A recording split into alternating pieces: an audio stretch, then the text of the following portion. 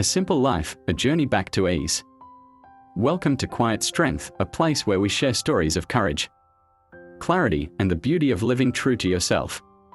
Today, I want to introduce you to Somsak, a man from rural Thailand whose journey taught him and us that life doesn't have to be a struggle. It can be light, joyful, and deeply fulfilling.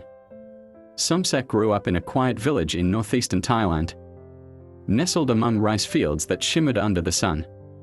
As a boy, life was a tapestry of simple joys, chasing friends through dusty paths, helping his family plant rice, and listening to elders tell stories under starlit skies. Work was seasonal, planting for a month, harvesting for another, and then months of freedom. Villagers celebrated festivals, wove intricate baskets, and carved delicate patterns into knife handles. Not for money but for the love of creation. Life felt full and Somsak's heart was light. But when television arrived, it brought a new narrative. City folk visited, their voices sharp with judgment. "You're poor," they said. "Your village is backward. Go to Bangkok, chase success, and build a real life." Those words pierced Somsak's young heart. He began to see his home as small, his life as lacking. Ashamed of his simplicity, he set his sights on the city, dreaming of a future where he'd prove his worth. Bangkok was a whirlwind of noise and ambition. Somsak threw himself into work, laboring long hours in sweltering factories or cramped offices. Yet, no matter how hard he worked, he could barely afford a bowl of noodles or a corner in a stifling, crowded room. He enrolled in university, hoping education would be his ticket to success. But the lectures felt hollow. He saw architects trained to bulldoze mountains, farmers taught to poison soil with chemicals. This knowledge destroys, he thought. Why does it feel so wrong? Late at night, alone in his tiny room, Somsak wrestled with doubt. "I'm working harder than ever, but my life is heavier. I'm exhausted, yet I have so little. What am I chasing?" The city's promises of success felt like a trap, pulling him further from the ease he once knew. He began to question everything. Why was life so complicated? Why did happiness feel so out of reach? One evening, sitting by a flickering street lamp, Somsak closed his eyes and let his mind drift home. He saw his village's golden fields, heard the laughter of children, felt the calm of afternoons spent napping in the shade.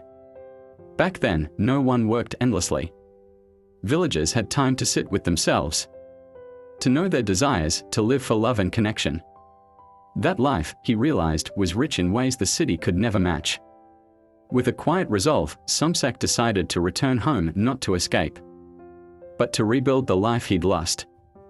Back in the village, Somsak embraced simplicity.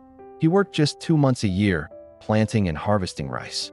His family of 6 needed only a fraction of the yield, leaving plenty to sell.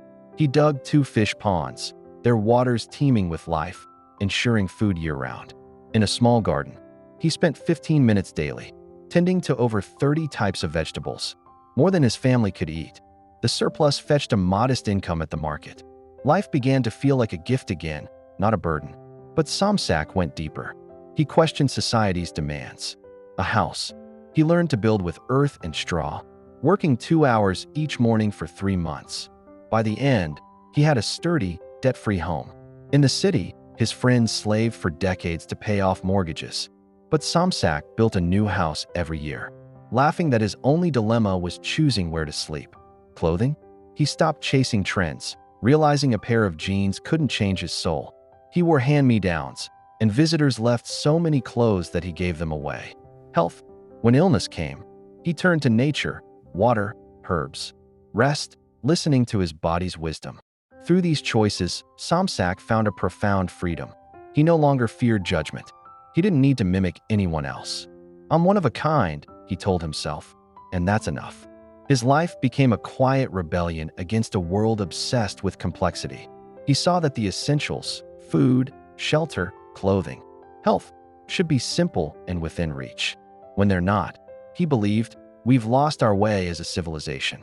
Moved by his journey, Somsak wanted to share this truth. He and friends founded Seed Haven in northern Thailand, a place with 2 missions. First, They saved seeds, tiny vessels of life.